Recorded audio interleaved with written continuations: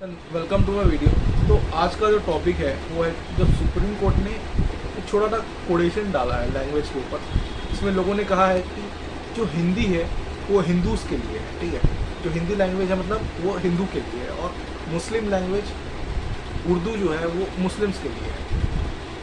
और supreme court ने उस पर कहा कि जो लैंग्वेज है वो बस एक कम्युनिकेशन का जरिया है, मतलब language is just a medium of communication.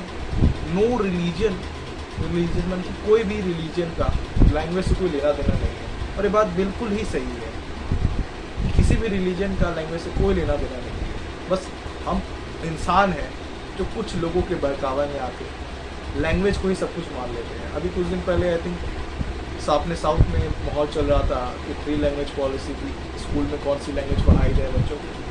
तो उसमें साउथ के लोगों ने कहा हिंदी नहीं पढ़ाई जाएगा। अब बेसिकली समझो कि आपको कौन सी भाषाओं में ज़्यादा इंटरेस्ट है। जो स्कूल के स्टूडेंट्स हैं उनको कौन सी भाषाओं में ज़्यादा इंटरेस्ट है। अगर उनको इंटरेस्ट है हिंदी में तो हिंदी पढ़ाओ, तमिल में तमिल पढ़ाओ, वैसा है ये है।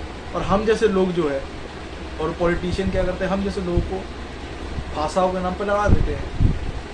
अब हमें समझना पड़ेगा कि भाषा जो है वो बस कम्युनिकेशन का जरिया है। जो सरकारें आती हैं अपना 5 साल का टेन्योर में ऐसी फालतू चीज़ें कर देती है। कभी भाषाओं के नाम पे लड़ती है तो कभी रिलीजन के नाम पे लड़ती है।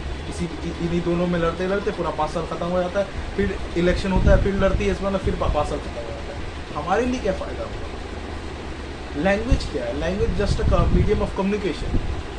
हम बस अपनी जो फीलिंग्स को एक्सप्रेस करने का जो माध्यम है वो कम्युनिकेशन है। आज से करोड़ों साल पहले जब लैंग्वेज नहीं थी तो हम अपनी फीलिंग्स को अपने एक्सप्रेशंस के थ्रू एक्सप्रेस करते थे। जब आपको हंसना होता तो स्माइल कर देते थे, जब वो रोना होता तो हम आंखों से आंसू गिरा के एक्सप्रेस कर देते कि हम रो रहे हैं। भाषाओं का तब कुछ लेना देना नहीं था। तो आज की तरह डोमिनेंस है भाषाओं का।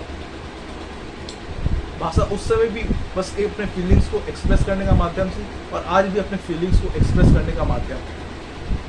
अगर एक व्यक्ति को समझना है तो वो लोगों के एक्सप्रेशन को देखकर ही समझ जाए कि उसको क्या प्रॉब्लम है अपनी लाइफ में, उसको क्या चिंता है अपनी लाइफ में। लेकिन ये मैंने जो नेता है, पॉलिटिशियन, बड़े बड़े लीडर्स हैं, इनको तो बस वो चाहिए, माध्यम चाहिए कि लोगों को कैसे लड़ाया जाए आपस में। और ये सब जानते हैं कि नेता लोग क्या कर रहे हैं, कैसे समय को बर्बाद कर रहे हैं, लेकिन सब जानते हैं, लेकिन लोग बोलेगा नहीं। हमारे देश में फ्रीडम ऑफ स्पीच है।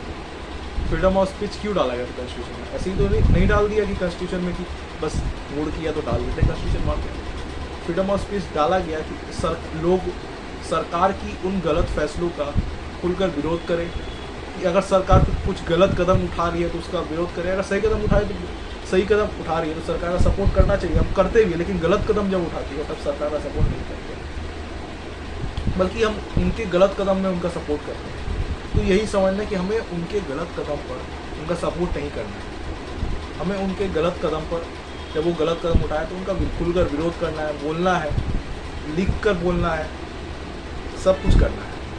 तो language is just a medium of communication. ये सुप्रीम कोर्ट ने सही कहा। और किसी भी रिलीजन का लैंग्वेज से कोई लेना देना नहीं है। अगर अबकी बार आपको लगे कि यार क्या भाषा का धर्म से कोई लेना देना है, खुद में सोचिएगा।